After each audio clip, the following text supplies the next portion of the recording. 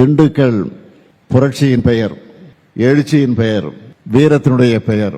வரலாற்றை புரட்டி பார்த்தா பிரிட்டிஷ் படைகளுக்கு எதிரான போராடின வேலு நாச்சியாரும் மருது சகோதரர்களும் ஊமத்துறையும் தங்களோட அடுத்த கட்ட போராட்டத்தை நடத்துறதுக்கு திட்டமிட்ட ஊர்தான் இந்த வீரத்தினுடைய விளைநிலமாக இருக்கக்கூடிய இந்த திண்டுக்கல். சிறந்து நிற்கும் சிங்கங்கள் தன்னுடைய படை வீரர்களை அழைச்ச ஐதர் அலியும் 200 ஆண்டுகள் ஆடுகளைப் போல வாழ்வதை விட 2 ஆண்டுகள் புலியாக வாழ்வதே மேல்னு கம்பீரம் காட்டிய திப்பு சுல்தானும் நடமாடிய இடம் இந்த திண்டுக்கல். மருதுபாண்டியர், வீரபாட்சி கோபால் நாயக்கர், ஊமைத்துறைன்னு மூவரும் சேர்ந்து திண்டுக்கல் பழனி மலையில் 4000 வீரர்களை இணைச்சிக்கிட்டு போரிட்டாங்க.